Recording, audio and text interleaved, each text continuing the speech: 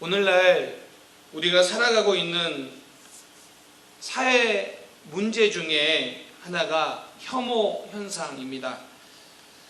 남위키에서 혐오와 관련되어서 이런 이야기를 합니다. 다 쓰기 과할 정도로 혐오가 많다. 실제로 우리가 살아가고 있는 미국 땅이나 또 우리의 조국 대한민국에 보면 성별 때문에, 인종 때문에, 종교 때문에, 세대 때문에, 정치 때문에, 지역 때문에, 국가 혐오까지 혐오 현상들이 너무 많다라는 것입니다. 우리도 미국에 살아가면서 그런 생각들을 합니다. 인종에 대한 혐오를 비롯하여 여러 혐오 현상들을 우리가 몸으로 느낄 정도입니다. 근래에 일어난 코로나 바이러스를 칭챙총 바이러스라고 부르기도 했고요. 그 당시에 동양인 혐오 현상 때문에 그것이 폭력으로 나타나기도 했습니다. 그렇게 보면 우리는 그 혐오의 한 복판에 살아가고 있다 해도 과언이 아닐 것입니다. 한국의 한 대학교에서 영문학을 가르쳤던 고 장영희 선생의 수필을 보면 자신의 경험담을 담은 글이 있습니다. 이분은 장애인이었습니다. 이분이 한국의 한 유명 대학교 박사과정에 지원을 했습니다. 오전에 필딱고사를 보고 오후에 면접을 하는데, 이제 면접을 하기 위해서 떨리는 마음으로 교수님들이 있는 그 면접실로 들어가는데, 이 교수를, 그 당시 박사 지원 학생을 보고 한 교수가 퉁명스럽게 이렇게 말을 합니다. 우리는 학부 과정에서도 장애인은 받지 않습니다. 박사 과정은 말할 것도 없지요. 지금은 그렇지 않지만 당시에는 그런 일들이 있었던 것 같습니다. 그래서 이분이 이 불합격 소식을 조금이라도 늦게 부모에게 알리고 싶어서 찾아간 곳이 영화관이었습니다. 그래서 마침 본 영화가 킹콩이었다고 합니다. 그런데 인간이 아닌 커다랗고 흉측한 고릴라 킹콩이 마치 자신과 같다라는 생각을 했다라는 것입니다. 단지 다르게 생겼다라는 이유만으로 자신을 짓밟고 배척하고 있는 그 킹콩이 마치 자신과 너무 닮았다라는 생각을 하고, 그래서 그분에게 가장 인상 깊은 영화가 킹콩이라고 그는 대답을 했습니다. 결국 그녀는 편견과 차별에 의해 죽어야 하는 괴물이 아닌 인간으로 존재할 수 있는 곳으로 가기 위해 그 다음에 뉴욕 주립대학으로 유학을 떠났습니다. 그런데 오늘날 우리가 살아가고 있는 이 세상뿐만 아니라 기독교 안에서도 중요한 이슈 중에 하나가 바로 혐오입니다. 혐오의 시대를 사는 그리스도인이라는 책에 보면 교회가 혐오를 치유하는 공간이 되어야 한다는 이야기를 합니다.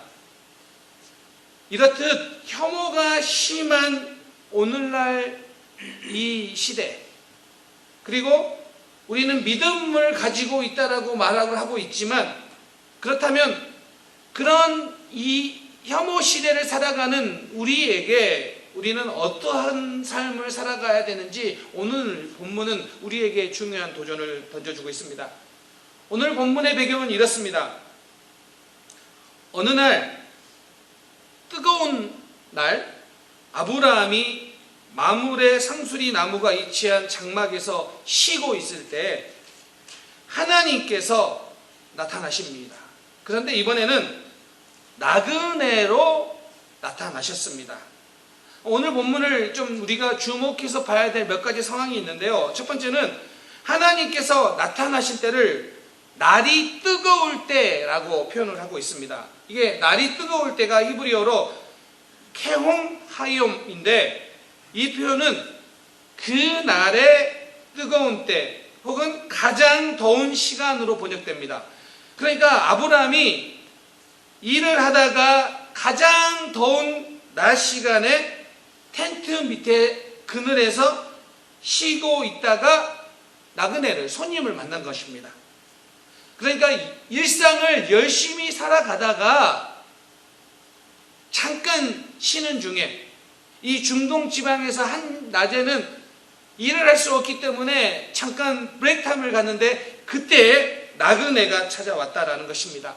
그런데 그 방문객을 셋으로 묘사를 하는데, 이 세 명을 아브라함은 처음에는 천사인 줄 모르고 그냥 세 명의 사람, 나그네로 보았다라는 것입니다. 히브리서 13장 2절에 보면 손님 대접하기를 잊지 말라, 이로써 부지 중에 천사들을 대접한 이들이 있었느니라. 자, 그런데 좀 더 주목해 봐야 될 표현이 어디냐면 1절에 히브리어 언어는 와에라라는 접속사가 있습니다. 그 접속사는 뭐냐면 그리고 그가 나타났다라고 해석을 할 수 있습니다. 자, 그러면 오늘 18장은 그리고입니다. 그러면 그리고면 뭘 봐야 됩니까? 17장을 봐야 되죠. 자, 17장에서 연결된 이야기라는 뜻이고요. 그러면 여러분 17장 마지막은 무슨 이야기로 끝이 납니까? 바로 17장에서는 아브라함이 그 집안의 모든 남자에게 할례를 행한 후에 얼마 되지 않은 시점에 하나님이 나타나셨다라는 것입니다. 하나님께서 오늘 아브라함에게 나타나셨는데, 오늘 본문을 요약하면 이런 거예요. 아브라함이 그 집안의 모든 남자들에게 할례를 행한 후, 할례를 받게 한 후에 가장 더운 한낮에 찾아온 나그네가 있었다. 왜 이 이야기를 하고 있느냐? 하나님은 할례를 행한 후에 그들이 어떻게 나그네를 대하는지를 하나님이 보고 있다는 거예요.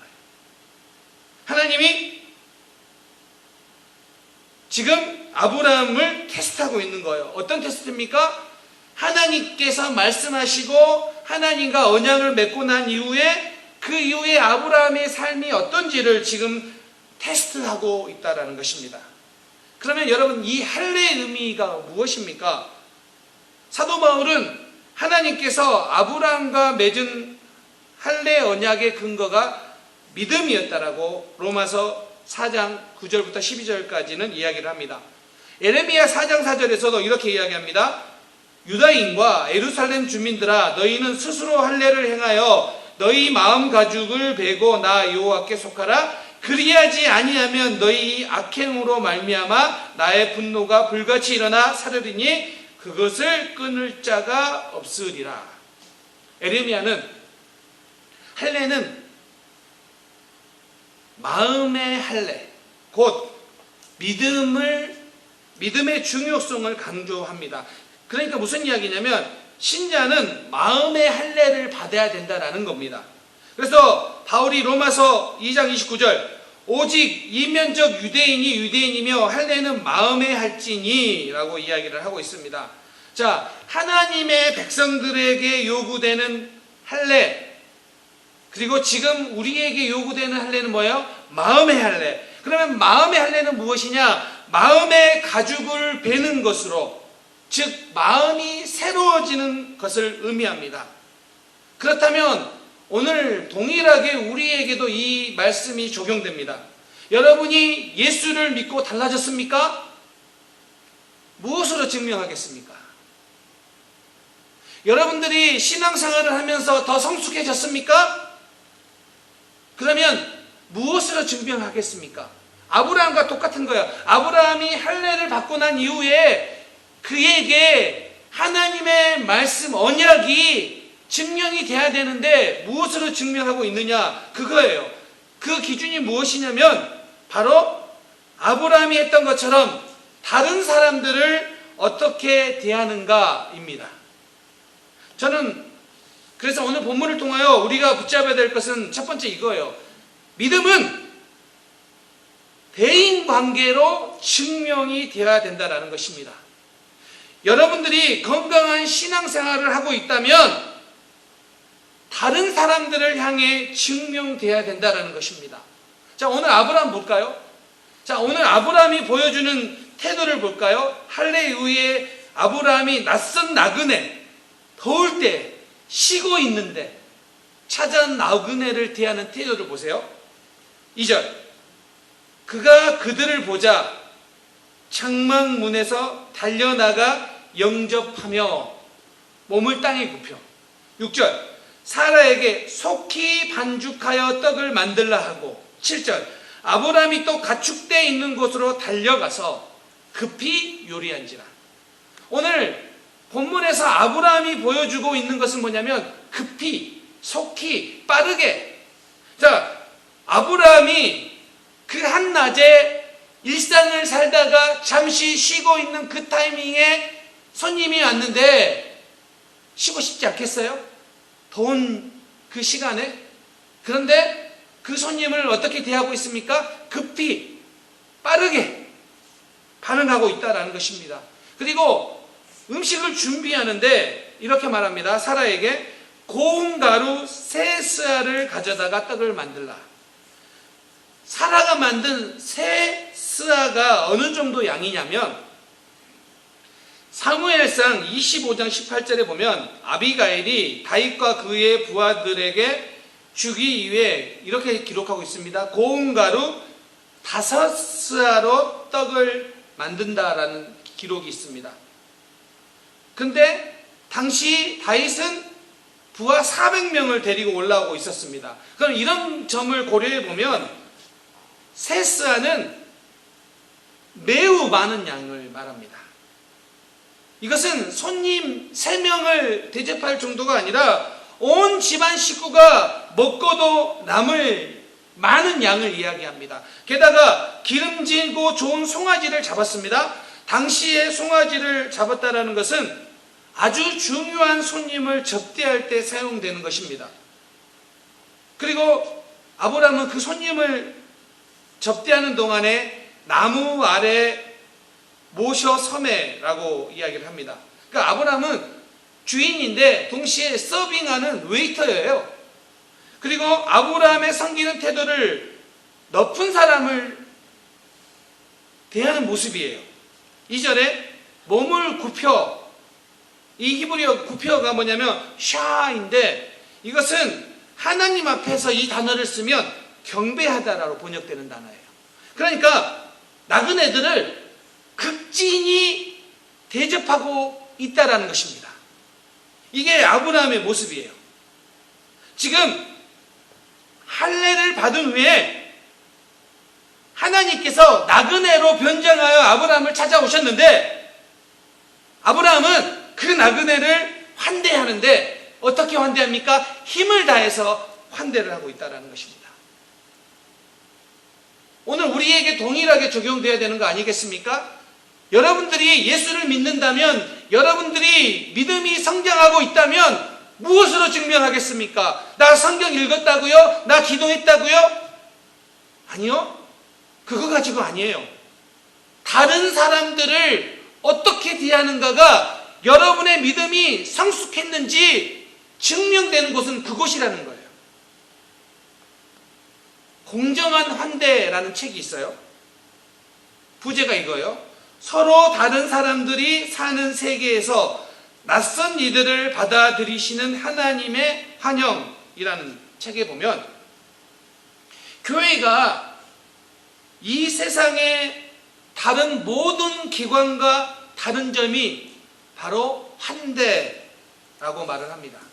근데 그 환대는 예배 후에 다가와 커피를 제공하는 것이 아니라, 이게 미국 사람이 있었으니까 다가와 커피지 한국 사람이 있었으면 밥이겠죠. 맛있는 밥을 대접하는 것이 아니라 낯선 일을 받아들이는 용기라고 말합니다. 여러분, 환대는요, 내가 다른 사람을 그냥 잘해주는 것이 아니라 여러분들이 하나님의 자녀가 되었으면 당연히 따라와야 되는 것이 무엇이냐? 다른 낯선 사람들을 환대해 주는 것, 그것으로 표현되고 점검된다는 것입니다. 사랑하는 성도님들, 여러분 이 말씀 기억하십시오. 히브리서 13장 1절 2절. 형제 사랑하기를 계속하고 손님 대접하기를 잊지 말라. 이로써 부지 중에 천사들을 대접한 이들이 있었느니라. 아브라함이 인식하지 못했는데 부지 중에 천사들을 대접했다고요. 무엇 때문에요? 그 안에 손님 대접하기를 원하는 그 환대의 마음 때문에 이게 가능했다고요. 지난 몇 달 전이죠. 겨울에 한국 신학교에서 저를 가르쳤던 한 은사님이 미국을 방문하셨습니다. 그 교수님이 들려준 이야기예요. 교수님의 제자 중에 30대 초반에 전도사 제자가 있었는데 깊은 우울증을 앓고 있었고 그래서 힘든 시간을 보내고 있었습니다. 그런데 교회 사역을 하다가 오해 때문에 교회 사역도 그만두게 되었습니다. 그렇게 점점 상황이 더 어려워지고 깊은 그 우울의 시간들을 보내다가 어느 날 밤 깊은 중에 이 제자가 교수님에게 전화를 한 겁니다. 사실 한밤중에 제자가, 그것도 전도사님이 전화하는 것도 사실은 보편적인 일이 아니어서 그 전화를 받았습니다. 그랬더니 그 제자가 이렇게 말을 했습니다. 교수님, 매스컴을 통해서 자신의 소식을 듣는 것이 예의가 아닌 것 같아서 연락을 드렸습니다. 무슨 이야기인지 대충 감이 잡히시죠? 교수님이 이렇게 말씀하시더라고요. 무엇인가 한마디라도 해야 될 것 같아서, 사실 이 전사님이 뭐 성경 지식이 없겠습니까? 뭐 신학적인 지식이 없겠습니까? 그래서 지금의 그 상황들을 포기하려는 것이 지금 안 된다는 것, 잘못됐다는 것을 모르겠습니까? 교수님이 이렇게 말씀하셨다고 합니다. 그러더라고요. 내가 무엇인가 선생으로서 한마디는 해줘야 될 것 같아서 생각난 게 에스겔 16장 6절 말씀. 피투성이라도 살아 있으라. 피투성이라도 살아 있으라. 이 이야기를 해줬더니 또 다른 이야기가 나온 게 아니라 그 제자도 아무 말 없고 교수님도 아무 말 없고 그렇게 침묵하다가 전화를 끊었습니다. 다행히 물론 지금도 이 제자는 살아있다고 합니다. 여러분, 한밤중에 찾아온 그 전화 한 통, 그런데 환대의 마음으로 받았는데 한 생명이 바뀌었다는 거예요. 오늘 우리가 예수 믿는다는 건 이런 거예요. 여러분이 나는 새벽 기도하고 있고 나는 성경 열심히 읽고 있고 나는 주일 잘 나오고 있어, 이거 가지고 내 삶을 증명하는 게 아니라 여러분의 환대 때문에 한 영혼이 바뀔 수 있는 거예요. 그러니까 환대는 내가 누구에게 친절하게 대하는 그 정도의 수준이 아니라 여러분의 그 환대 때문에 한 사람의 인생이 바뀔 수 있는 거예요. 그것이 환대예요. 저는 우리에게 이런 도전이 있었으면 좋겠습니다. 나의 누군가를 향한 환대 때문에 지금 힘들고 아파한 사람에게 위로와 치유가 나타났다. 우리의 능력이 아니라 하나님이 보여주신 것이기 때문에. 그런데 우리는 환대의 도구로 사용되는 거예요. 여러분들이 오늘 아브라함을 통해서 우리가 도전받는다면 나의 이 자그마한 환대가 부지중에 천사를 대접하듯이 하나님을 만나듯이 오늘 우리가 예수 믿기 때문에 다른 사람들을 환대하고 그 환대가 바로 하나님을 섬기듯 다른 사람들을 섬겨낼 수 있는 그런 은혜와 능력이 여러분 가운데, 우리 교회 가운데 있기를 주님의 이름으로 축원합니다. 또 한 가지는, 그런데 환대를 할 수 있는 근거가 무엇이냐? 왜 우리가 환대를 할 수 있는가? 그것은 하나님의 환대 때문입니다. 자, 보세요. 아브라함은 왜 나그네를 극진하게 환대를 베풀 수 있었는가? 사실 고대 근동 지방에서 낯선 손님들을 잘 대접하는 것은 관습이에요. 그냥 일상에서 나타나는 일이에요. 그런데 오늘 아브라함의 환대는 예사로운 것은 아니에요. 이 아브라함이 나그네를 이렇게 극진히 환대할 수 있었던 것은 먼저 아브라함이 하나님의 환대를 경험했기 때문입니다. 이게 중요해요. 17장에서 아브라함은 하나님과 언약을 맺었는데도 불구하고 다시 인간적인 방법으로 하갈을 통해 이스마엘을 낳아요. 자, 그럼에도 불구하고 그렇게 하나님이 약속하셨는데 그걸 믿지 못하고 그걸 어김으로 그렇게 행했지만, 그럼에도 불구하고 하나님은 또다시 아브라함에게 찾아와서 언약을 맺고 이번에는 잊지 않도록 몸에 새긴 언약 할례를 행하게 하세요. 이것이 하나님께서 아브라함에게 보여주신 환대예요. 사실 여러분, 구원은 하나님께서 우리에게 아무 조건이나 자격 없이 전적으로 우리를 환대해 주신 결과로 주어진 게 구원이에요.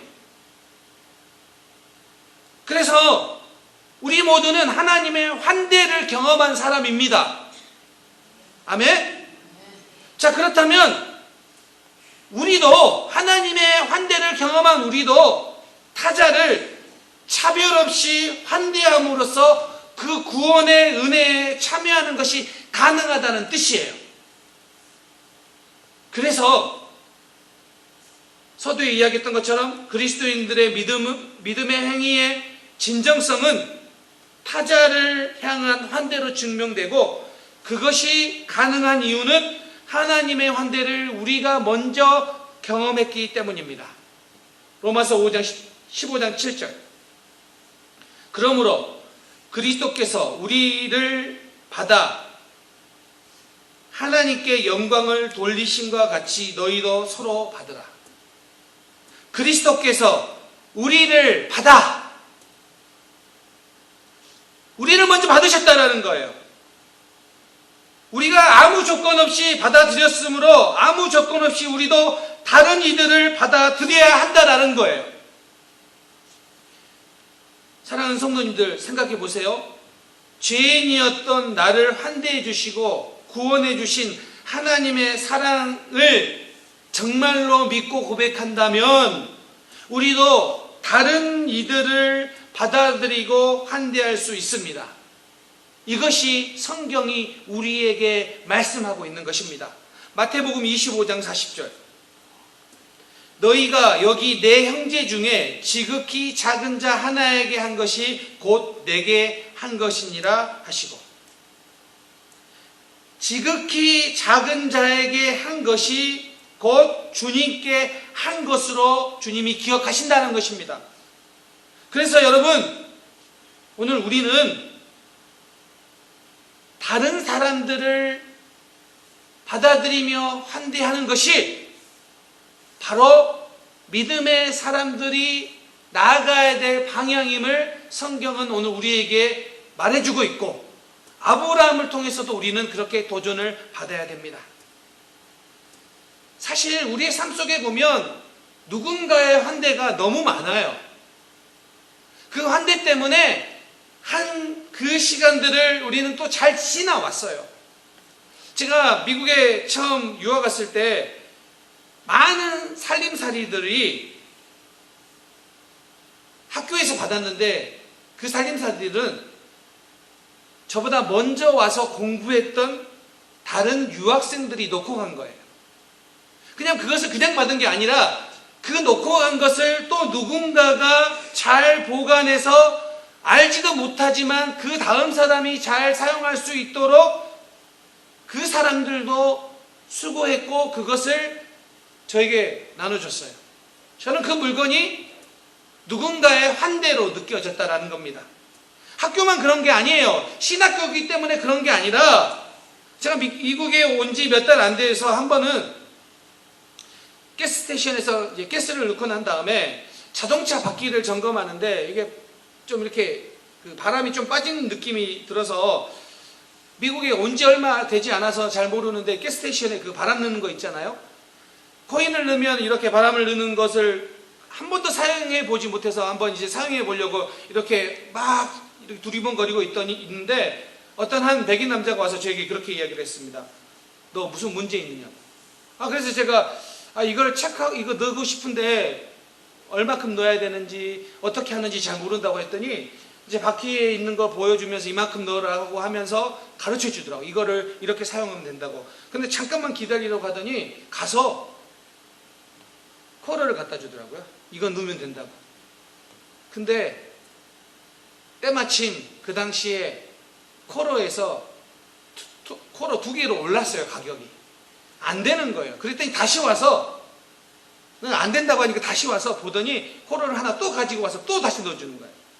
그래 쿼러 2개 넣고 그분 때문에 이게 됐어요. 근데 사실 저 그때 쿼러가 있었거든요. 근데 제가 쿼러 넣을 생각을 못하는 게 너무 이게 처음 해본 미국 온 지 얼마 되지도 않았고 처음 해보니까 낯설어서 못하고 있는데 그 낯설음 아마 그 사람은 몰랐을 거예요. 그런데 그 사람의 그 환대 이름도 모르고 누군지도 아무것도 모르지만 그 사람의 환대가 지금도 제 마음속에 남아있어요. 그런데 여러분 이런 말을 해요. 이런 문화가 이런 미국의 문화가 바로 기독교 문화에서 유래한 것이다. 여러분들도 한 번쯤은 다 경험해 봤을 거예요. 이름도 모르고 아무것도 모르는데 누군가 내가 낑낑대고 있을 때 와서 친절하게 환대해 준 그 사람, 도움을 줬던 그 사람. 그게 어디서 유래된 거라고요?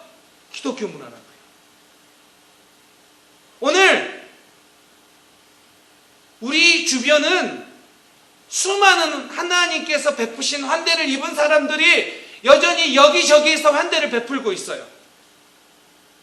그리고 무엇보다도 교회는 하나님의 특별한 환대로 세워졌어요. 교회 자체가 그래요.